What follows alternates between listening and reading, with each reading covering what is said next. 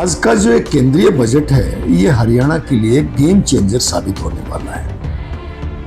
केंद्रीय वित्त मंत्री माननीय निर्मला सीतारमण जी का ये लगातार 9वां बजट है और 2026-27 के इस केंद्रीय बजट में हरियाणा के लिए कई सकारात्मक और विकास उन्मुखी जो प्रावधान जो है वो हुए हैं।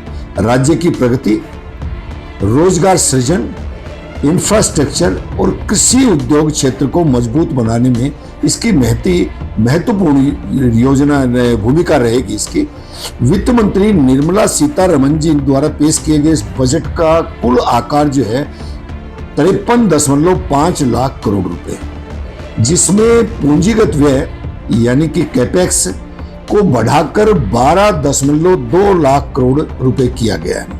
यह पिछले साल से लगभग 1 लाख करोड़ रुपए अधिक है। इससे पूरे देश के साथ साथ हरियाणा में भी बुनियादी ढांचा जो है उसमें तेजी से विकास होगा। अगर हम बात करें हरियाणा के लिए तो राज्यों का जो कर का जो हिस्सा है वो बजट में हरियाणा राज्य को 1.4 लाख करोड़ रुपए का अतिरिक्त हिस्सा देने का प्रावधान जो है किसमें किया गया है। और 16वां जो वित्त आयोग जो था उसने सिफारिशें की थी, तो उन सिफारिशों को स्वीकार करते हुए राज्यों का हिस्सा 41% पर बरकरार रखा गया। तो हरियाणा जैसा जो राज्य है विकसित और योगदान देने वाले राज्य को इससे मजबूती भी मिलेगी और मजबूती वित्तीय सहायता जो मिलेगी उससे शिक्षा, स्वास्थ्य, ग्रामीण विकास और इंफ्रास्ट्रक्चर पर खर्च किया जा सकेगा।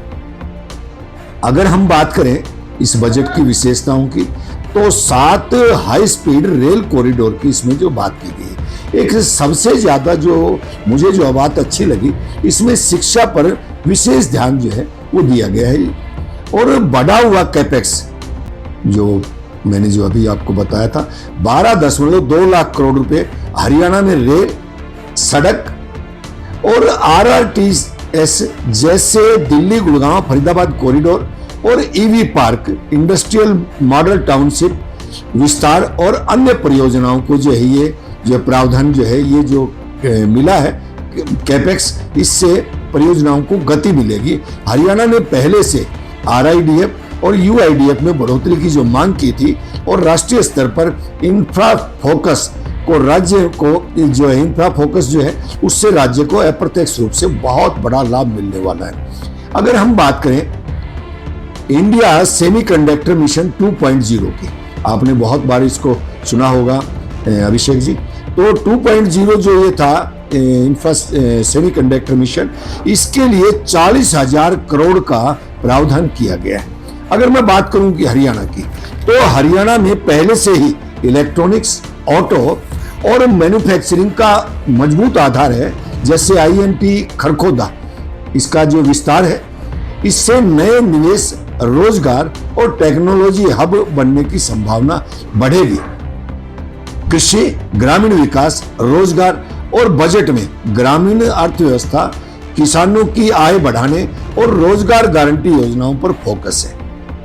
हरियाणा कृषि प्रधान राज्य है और रेयर अर्थ की बात भी आपने बजट में सुनी होगी, इसलिए rare earth, critical minerals, biopharma और MSME से किसानों, युवाओं और छोटे उद्योगों को फायदा होगा।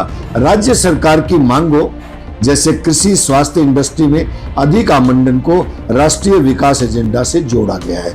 अगर मैं बात करूं इसमें युवाओं की, तो इसमें युवाओं के लिए स्किल को बढ़ाने पर जोर दिया गया है। ये बढ़ने के बाद ये जो युवा है ये रोजगार सर्जन वाले बनेंगे, नौकरी मांगने की बजाय ये नौकरी देने वाले बनेंगे। कुल मिलाकर अगर मैं इस बजट की बात करूं तो हरियाणा में बजट मेडिकल टूरिज्म और बायोफार्मा लगभग 100 बिलियन रुपए का इसमें प्लान रखा गया है। AI और स्किल डेवलपमेंट पर मैंने जैसा अभी बताया जोर है।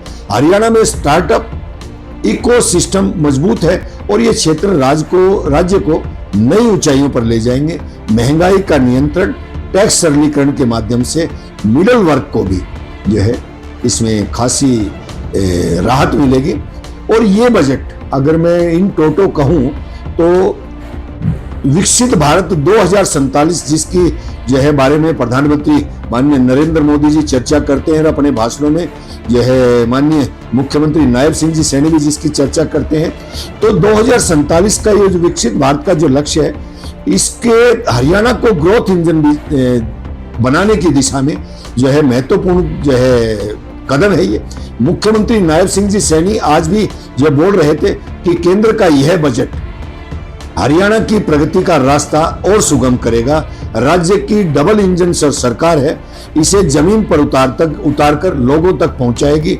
रोजगार, बेहतर इंफ्रा और समृद्धि के नए द्वार खुलेंगे। इससे अगर अपन बात करें तो हर वर्ग को अच्छे से रहना है, अच्छे से इसमें मदद मिलनी है, राहत मिलनी है। और जो बीमारियां हैं, चाहे हम बात करें कैंसर की या वैसे ही 7 और बीमारियां भी जैसे डायबिटीज है, तो इनकी दवाएं भी बहुत सस्ती की गई हैं। कैंसर की तो 10 दवाएं सस्ती की गई हैं। और दूसरी जो चीजें भी हैं आप देखेंगे जैसे सीएनजी वगैरह भी इससे सस्ती हुई। तो जब सीएनजी सस्ती होती है, ट्रैफिक की जो है व्यवस्थाएं जो सस्ती होती है, तो उससे सारी ही चीजों पर इससे जो है फर्क पड़ता है।